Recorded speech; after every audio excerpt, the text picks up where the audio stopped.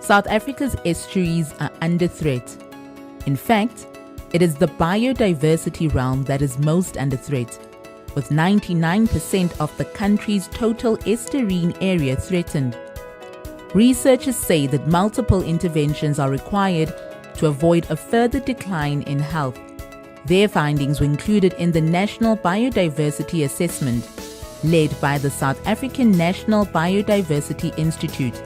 The assessment was undertaken between 2015 and 2019. CSIR senior researcher Lara van Niekerk led the estuarine component of the report. Estuaries basically cover only about 2% of South Africa's extent, but they contribute roughly 4 billion rand per annum to our income, of which about 1 billion is due to fishing, both in the estuaries but also to the nearshore marine environment. In addition, they are basically places of high aesthetic value. People are very emotionally attached to the estuaries. People like to develop around them, so they've got high property values around estuaries. They also have social value, sometimes less well quantified in a monetary sense, but people that live next to estuaries can harvest directly from them reeds, mangroves, which supplements the income, and also directly fishing protein that we can extract from estuaries. So it's not all just about the money, it's also about the social values that they give to society. South Africa has 290 estuaries and 42 micro-estuaries. Estuaries are often described as super ecosystems. Estuaries are basically high retention environments. So unlike a river or the sea, which is an open environment where the seawater and the fresh water meet each other, you basically find this incredibly high productive environment. There's a lot of microalgae and phytoplankton production. On top of it, estuaries also end up being nursery areas then. They're sheltered, there's less predators there. So you've got high food production, and then you've got a lot of general species, because estuaries are a very harsh habitat. Big changes in salinity, big changes in oxygen, big changes in flow. So you get like a very diverse area, but the things that live there actually thrive. Despite the very real threat, it's not all doom and gloom.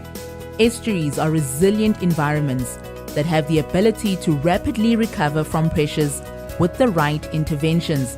If you remove, for argument's sake, nutrient enrichment in an estuary, after the first flood through it, you will basically have a system that functions very close to its natural processes. So one of the opportunities that's come forward for us now, this is the UN Decade of Restoration. So as part of that, we can actually promote this high resilience of estuaries to pressures and look at opportunities to basically recover. Like one of our biggest recovery programs at the moment, or restoration programs, is St. Lucia Lake.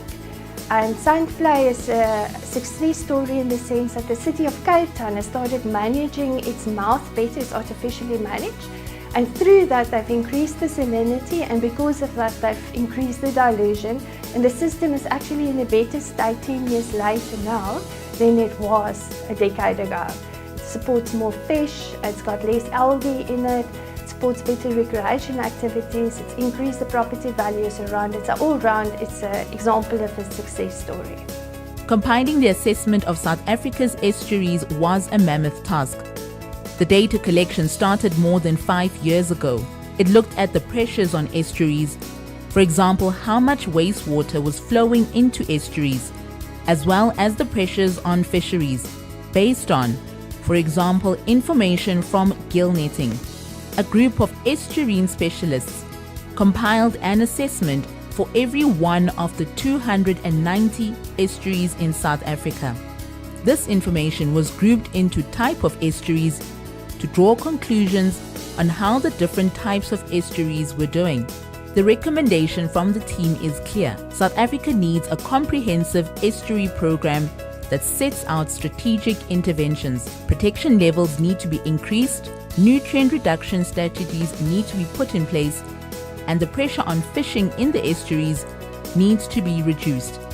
Turning the tide on the state of our estuaries is key, but with the commitment of people like Van Niekerk, it may just be possible. I'm extremely passionate about estuaries. This is my life's work.